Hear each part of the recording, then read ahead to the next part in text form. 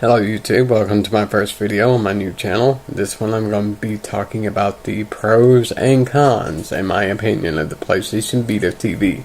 First off, what is the PlayStation Vita TV? The PlayStation Vita TV was a Japan exclusive as of right now to keep gamers busy until the PlayStation 4 is released. The PlayStation 4 was released in America and in UK in November, late November. It was introduced November 15th in America, November 29th in the UK. Japan is not getting the PlayStation 4 until sometime early 2014. So they made the PlayStation Vita TV to keep gamers occupied. The PlayStation Vita TV is equivalent to $100 US, or the value pack, which is equivalent to $150 US. The $100 one is just the Vita TV system with HDMI and power cable. The $150 one includes a memory card, a controller, and the system with the HDMI cable and power cable. They both have 1 gig of internal storage, which to me is kind of a waste. They should have put at least 8 in there. People said that when the Wii came out, it had 512 megs, half a gig. And that's not enough space. I mean, granted, virtual console games were not very big, and you couldn't really download games. I don't know, they didn't have any retail games on the Wii you could download, but on the Vita they do. Almost every single game that you can download, you can get retail, and vice versa. So here's the problems with the Vita TV. It is not compatible with all Vita games. In fact, I've heard that it even comes with, in the book that it comes with, and all the paperwork, there's a list of 60 Vita games that are not compatible. And of these games, some of the ones on that list are some big name titles: Uncharted Golden Abyss, Gravity Rush, and Wipeout 2048. Those are pretty big titles, at least in America. Also, other games that are not compatible is Zero Escape Virtue's Last Reward, Little Big Planet, Assassin's Creed 3 Liberation, and Rayman Legends. But just keep in mind, Rayman Origins is compatible. I've also heard rumors of other games that are not compatible, such as the Call of Duty Black Ops Declassified, and Killzone Unit 13, and Mortal Kombat. But, of course, I do not have a Vita TV, and I do not have these games to confirm which ones are compatible and which ones are not. The Vita TV does have its problems besides compatibility. Including a DualShock 3, or working with the DualShock 3, the games that require touchscreen are remapped to the dual analog stick. Here in America, you could buy the PlayStation 4 controllers, the DualShock 4 controllers, before the system came out. And I'm sure it was probably the same with the UK. But in Japan, I'm not sure how they're doing this with the controllers. They're probably not out yet, but they're just controllers, and you could import them. I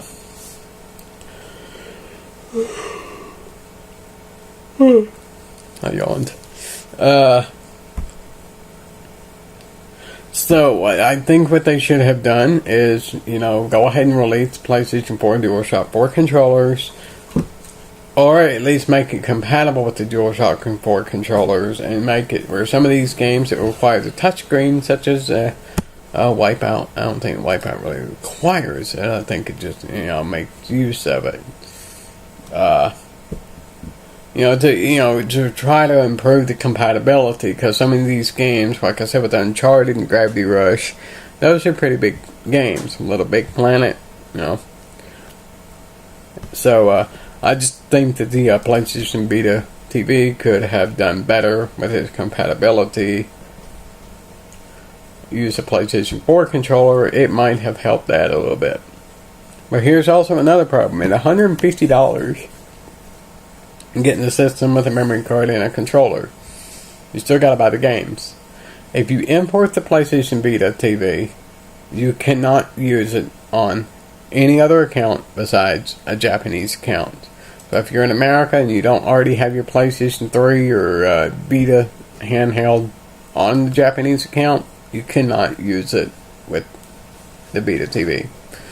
The Vita TV only works in Japanese store.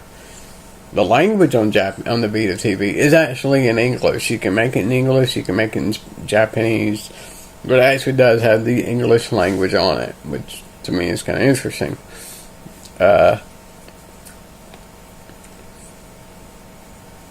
I don't think it's region locked either. I've heard that some people have put US cards in there and it worked, and I've heard people say differently, but I'm sure that's because of the compatibility issues.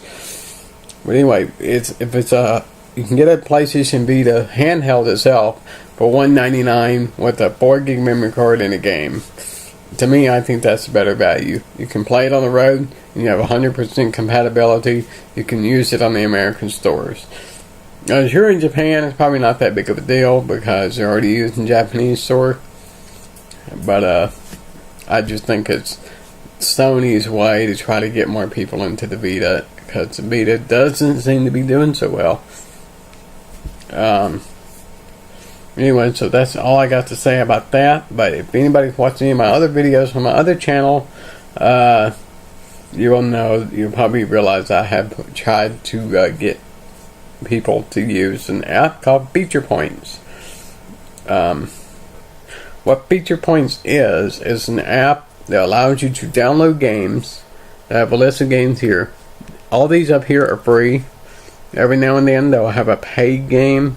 I've only seen those show up on iOS, to my knowledge. But it will tell you if it's a pay app. It'll be in a separate category. But the majority of them are free. You get points for downloading the app and running it.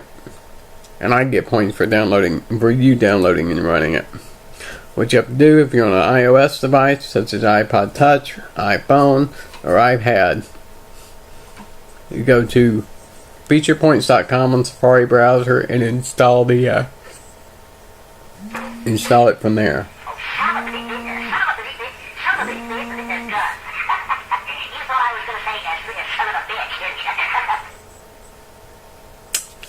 Who texted me at 5 in the morning? Anyway, the code to use is F4XFAW.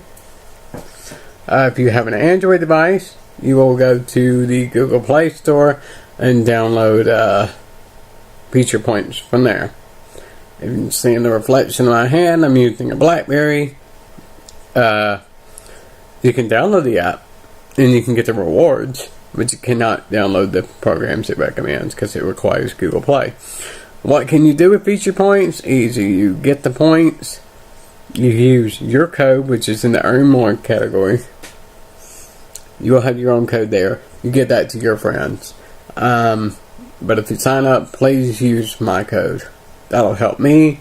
And that'll get you 50 bonus points. You also get an extra 10 bonus points for verifying your email, and another 10 points for following them on Twitter, and another 10 points for following them on Facebook. So you can get 80 points free right there.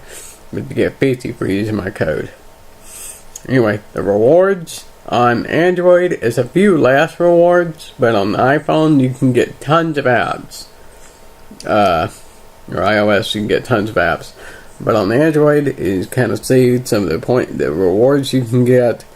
iTunes gift cards, get a iPad mini, you can get a Nexus 7, Amazon, PayPal, Xbox Live, and iTunes, even more iTunes. As you can see, I have 5,500 points here, and I can, if I wanted to, it was there last time I looked. Anyway, they have a $5 PayPal that disappears every now and then, but you typically check back in a little bit now to be back. But yeah, I could have shown you me redeeming these points. But anyway, it is legit. I wouldn't recommend it if it was not legit. So anyway, so sign up for Feature Points. Let me know what you think about the PlayStation Vita TV. I'm recording this at 5:30 in the morning, so that's probably why this video has been all over the place. Bye for now.